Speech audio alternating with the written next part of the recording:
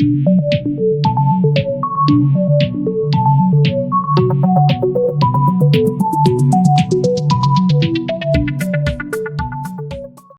everyone and welcome back to A Kupel Books. This is Couple. Today we are going to be doing our March wrap-up. Yeah, that's the word right there.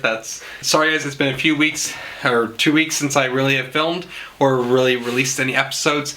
I got super sick and you guys didn't want to see that and I didn't really want to show it. So here we are now and we're back at it and we're going to start off with what I read this month. With that, let us get started into this month's wrap-up. I read a total of 6 books. I got 5 of them in my hands right here, right now, and we're going to go through each of them. And then at the end of this video, we are going to be doing our book giveaway winner. So we're going to be doing the raffle. All the names are in a hat. We're going to pull out one name, and we're going to see the winner is. So be sure to stay tuned for that. Let us get started with today's video. Butt on the bed right now, immediately, Missy. Get your butt on the bed, go! Dogs. Dogs. They're amazing, aren't they? Okay, guys, so the first book we're going to go through is an amazing book, and it is part of my continuing addiction with Paul Tremblay, and that is Disappearance at Devil's Rock. This was an absolutely enjoyable read, but first, before I tell you why it was such an enjoyable read, let me maybe tell you what it was about. So this book is about this mom, her name is Elizabeth, and her son Tommy disappears. Basically what happens is that Tommy and his 2 besties for life, BFFs, forever, they decide to go and hang out at the back of one of their friends' woods, like, you know, the woods in the back of their house, and these woods are attached to a national park or something, and they like to go out there and hang at this rock. This rock is known as Devil's Rock because there's this whole old legend about how this rock was once used to trap the devil, whatever. But basically what happens is these 3 friends go and only 2 of them come back, and it's like 3 in the morning, and the mom, Elizabeth, gets a call saying that Tommy has not returned. Tommy was with them when they left, and when they came back, Tommy was not with them anymore. And they don't know what happened to Tommy, and that he just ran off into the middle of the woods for some unknown reason. That is basically the beginning of the story. As the book unfolds, you learn more about what actually happened at night. Where did Tommy go? Why did Tommy run off? All these kinds of things, types of questions get answered, and you eventually figure out what happened to Tommy. Maybe you don't. I don't know, you have to read to find out. It was an absolutely fantastic book. I gave it 5 stars. I absolutely love this book so much. It was amazing how the story unfolded, how Paul Tremblay teases the supernatural elements without necessarily saying that they're supernatural elements is quite fun because it allows the reader to make up their own mind. It's quite enjoyable. I was honestly completely thrown off guard more than once, and I was completely surprised by the ending. My only slight gripe with it is, of course, Paul Tremblay's love to tease the supernatural without confirming the supernatural, which I know for some people is amazing. For me, it kind of just makes me bonkers. So, there we go. First book done. Next book is The LeftHanded Booksellers of London by Garth. This is a book that I saw on Book Depository and I was like, I must get this book. I haven't read Garth in a decade or more, and I really wanted to pick up this book, and I am not disappointed in the slightest bit. This was an absolutely enjoyable ride. What is it about? This book follows Susan. Susan is being raised by a single mother, and she is 18, I do believe, and now that she's turned 18, she's like, I want to figure out more about who I am. I want to do a self-discovery thing. I want to move to the city and figure out who I am, very millennial stuff. And so she does her millennial stuff. She goes to the city in search of her father, because it just happens. Yes, sorry, I don't know what to say witty about that. She goes to the city of London to figure out who her father is, find him maybe, learn more about herself. Unfortunately, because this is a fantasy novel, things do not go as planned. She ends up finding out a lot more than she planned originally, not just about her father, but about the world. She ends up falling into a group of booksellers. There are 2 different types of booksellers in this London. There is left-handed and right-handed booksellers, and they each are different types of practitioners of magic. Left-handed booksellers are much more the type of fighters, battle magic kind of style of sorcery, and the right-handed booksellers are much more the artistic type, and they tend to do the longer incantations and those types of spells, the things that you don't not on the battleground type spells. And these 2 types of booksellers all are a part of the same family, and they all work together to basically police the supernatural forces of London. Susan ends up falling kind of into their purview, and they end up having to take her on as she continues her search to figure out who her father is. This was a really fun book. I love the characters in this so much. Merlin, who is one of the left-handed booksellers as Susan meets, is absolutely a joy to read. He is actually quite a great character also for LGBTQ plus readers out there, because he is quite, I don't know if he's technically gender fluid, but he's quite fluid in terms of how he represents himself, and it was really a joy to read that. His sister, Vivian I think is her name, or Genevieve, something like that. It was an absolute hilarious, like, this book made me laugh out loud. I love the story. It was very fast paced. My only gripe with this book was some of the motivations behind certain characters in this book were kind of thrown in there, I felt, a little bit undeservingly, and they weren't really built up appropriately, and therefore the solution or the mystery at the end was not quite satisfactory, because I didn't feel like some of the mystery elements of this book were given its full length that it deserved. And that is why I ended up giving 4 stars, because it was a great book. Pick it up. Just don't be surprised if there's one storyline that's kind of irks you. I got 2 books by the same author for you guys. First is going to be Agatha Christie, Death in the Clouds, and I also read Agatha Christie, Crooked House, which will be right here. This is part of the Poirot series, and Crooked House is a standalone. For those who are not aware, Agatha Christie wrote 60 plus mystery novels that basically define the mystery genre as it is seen today, and she's absolutely fantastic, and she's amazing, and her books are legendary. And so I really been wanting to get into Agatha Christie, and I decided to pick up 2 of her books this month. If you guys saw my book haul, and I read both of those this month. They were super fun, super quick reads. As you can see, they're very short reads, and a super joy to read. How many times did I say joy in a sentence? I apologize. Was that even a sentence? That was multiple sentences. Anyways, Death in the Clouds is a very cool Poirot mystery. This one follows basically, obviously, our main character Poirot, who's a detective, and he falls asleep on a charter flight, and this is like a first class kind of style suite, and in one of the suites on this charter flight, there is a murder that happens. This woman is found dead at the end of the flight, and they realize that someone on this plane is guilty of murder, and Poirot, because he was asleep during the flight, did not see it happen, and he has to solve the case post-mortem. And it was quite a fun joy to read, mostly because of the characters. The characters were very each unique and different. Also, I really love how Agatha Christie lays out the clues. You could have solved this literally before the halfway mark. You could have solved this if you have that kind of mindset. I do not. So I was like an idiot and was completely picking up on the red herrings and being like, I've solved the case. I did not solve the case in the slightest bit. It was a great book, but because of the numerous amount of red herrings and kind of the vast amount of clues dropped, I felt a bit overwhelmed. Also, I didn't love every single character. Some of them kind of felt like they were dropped in and then kind of forgotten about until they were picked up later, and not in a savvy oh, you should definitely forget about this character because he'll be the murder type of way. More in the sense of I feel like they just were forgotten about until the big reveal at the end. So I'm giving it 3.5 stars. I really enjoyed this book, do not get me wrong. It's a great Agatha Christie book. It's just not my favorite Agatha Christie book I've read so far, and I've read 3. But it was enjoyable nonetheless, and the mystery was very fun for those who are into those types of mysteries where you can kind of work it all out in the very beginning.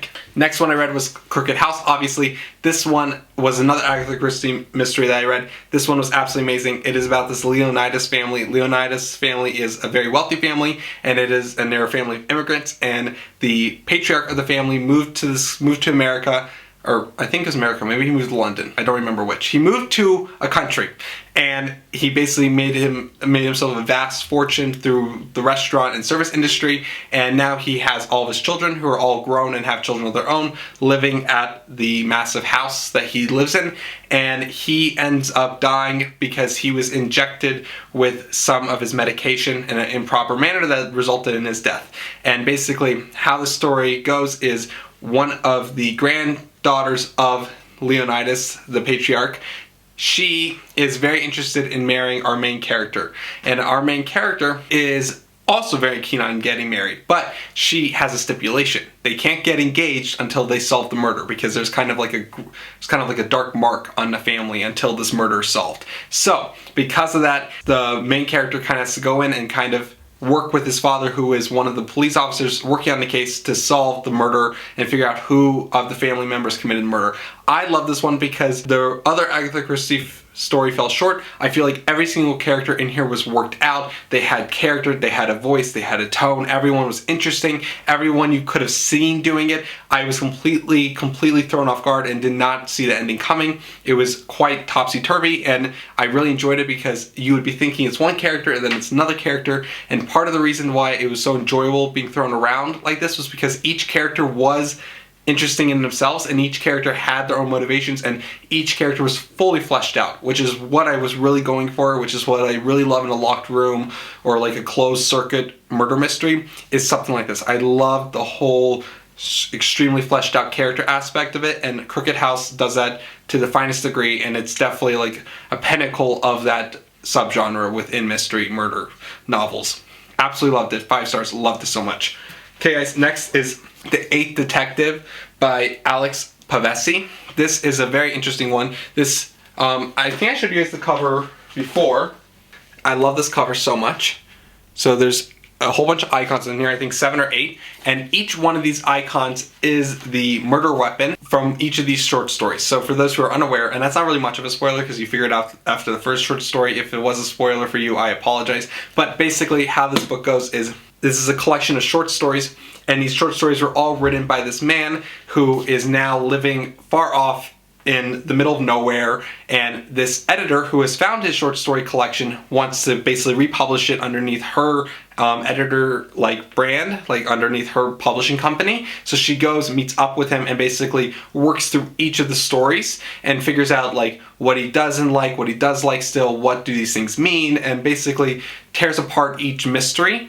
Each mystery is a different turn on the murder mystery genre. So some are with a closed circuit mystery, some are multiple murderers, some are one murderer, some is there are a whole bunch of different ways that the murder mystery plot could be developed, and they're all done in very short story form. Some of these short stories were absolutely fantastic. I loved it. A few of these were amazing. I will use these short stories to convince other people to get into the murder mystery genre much more because I love some of them that much. The part of this book I wasn't a huge fan of is the secondary part of the story, which is the main underlying storyline, which is this publisher who is talking with the author. Because after each short story, the publisher and the author sit down at his house, and they're talking about why did he choose a murderer, why did he tell the story this way, what does the story represent, what does it mean. These sections I found to be kind of rather boring. In some ways they were really fun because it kind of was a 7-part murder mystery test where it's can you figure out who the murderer is in time?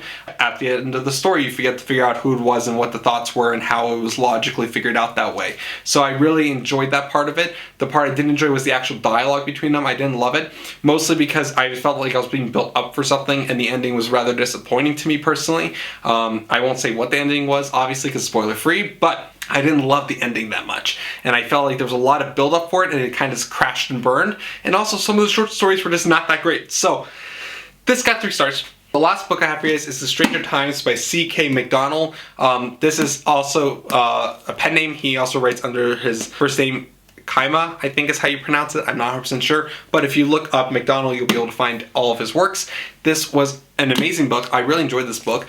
It is super fleshed out and utterly fantastic. But let me tell you what it's about. So, for those who are unaware, this book, The Stranger Times by McDonnell, is basically about this girl named Hannah. She just got divorced from her very well-off husband after discovering that her well-off husband was actually a cheating, not nice word. And so she decides, I need to get out of this. I'm going to divorce his butt, and I'm going to go and basically figure out my life and pull my life together and get a real job. I get my own first real job and basically earn my own income and basically make her way in the world how she wants to. So she does exactly that. She goes out, she finds her job. Unfortunately, she doesn't have a lot of years of work experience. So she ends up finding a job at this newspaper called The Stranger Times. The thing is, this is not your standard newspaper. This is a tabloid, government conspiracy, alien abduction type of newspaper. You know, the ones where like you read it and it's like alien abduction verified in Western Texas, and then they like pull up some like crazy people and then they quote them all in the article and then they're like, look, evidence. That is this type of newspaper. So the stories that they're covering are not exactly what we would call hard facts, but it's the only job she can get, so she decided to start working for them. And basically, while this is going on and they're covering these crazy stories that are happening in London, there's also actual crazy weird magic happening in London. So it's a very interesting, there's 2 stories going on in this book. There's our main character who's on her like path of self-discovery and starting her job working at this trash newspaper, and then there's also like the real magic happening in London in the other storyline, and they kind of both merge in the story. I really enjoyed this book for multiple reasons. One, I really love the whole spin on the tabloids being real, like the whole like fake news, government conspiracies out to get you, Wi-Fi signal in your arm, that kind of stuff being real. Like that's a really fun idea to me. I also really enjoyed the premise of the world that they're in. The characters are quite funny. I was laughing out loud in this book. Like, this is by far the funniest book I've read this month. It was absolutely hilarious. I definitely had to put down the book once or twice and just chuckle out loud. And a huge joy to read. Definitely recommend picking up this book. It was absolutely fantastic. I gave it 4.5 stars.